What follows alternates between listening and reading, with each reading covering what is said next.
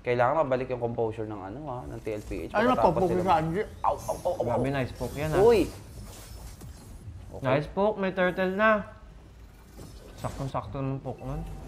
Pero nice cut. Ano yun? What a cut.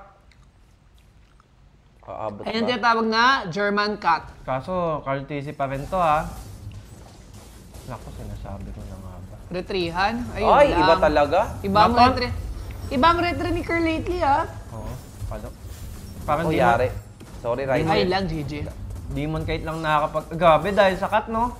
Boogs! Kasama si Oheb sa turtle eh, no? Ang bilis dyan, expanding river. Ah, si Oheb nakakuha ng kill! Oh my God! This is big for Oheb Grabe. Minamaximize sila yung no? Parang this week nila sobrang namamaximize yung mga yung mga map.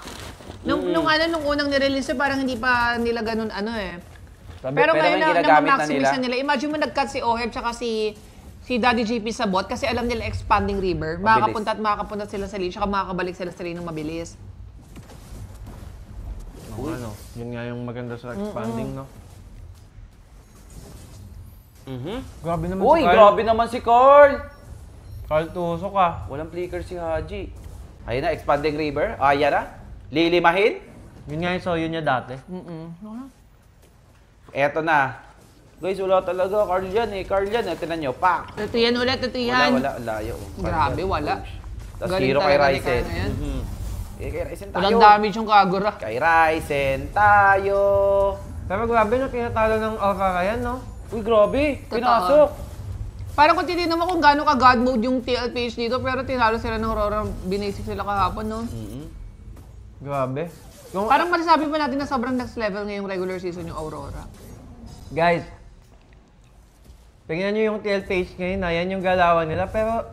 Hindi nila nagawa yan versus Aurora, no? Ano bang meron sa Aurora ngayon? Binugbog ng Aurora yung ganyang galawan, no? Oh my God. What a beast. At Sayang kung pinapalis playoffs na, ganun galawan nila, champion na sana, no? Hindi, feeling ko kaya nilang kaya nilang gawin din sa playoffs. Nakagatot na pala din si Daddy JP kasi. Kasi parang random ko sa Aurora, parang ito yung season na dapat mag-champion sila. Kasi kung hindi sila mag-champion, maraming mag-aalisan. Or parang mawawala na, no? In-all out na kasi ng Aurora eh. No? Kaya parang kailangan mag-champion na talaga sila. Ayan na, pinasok na. Bag! Oh my God, that is a 4-0. 2.3k gold lead. It's not just Carl, it's Carl Tusok. Ayun na. Tinusok. Oh my God! Sheesh! Grabe yung tout ni Daddy Jake, pero na. Yan ang sinasabi ko. Pero grabe yun yung binugbog ng Aurora talaga, hindi ako makapaniwala. Maniwala ka na because it's the reality that Aurora is the #1 team this regular season. Quota, this regular season. Umabot? Oo, si Carl magsayo. Baka umabot eh. Madididi ano dyan. Di ba nga rin natin sure kung nasa venue ba si Carl or wala eh. Sakit ni Carl, TZ. Ayun na, ayun na, ayun na. Aray? Tapos ano. Uli, yari, papasukin ka, Netsuki. Fast game daw kay Carl Tusok. Kaya nga, grabe si Carl Tusok. Oh my God, bugs. Oh. Ginalit ng Aurora yung TLPH, binuhos sa Omega. Gandi ng api. Hindi ng sticker ng ng TLPH.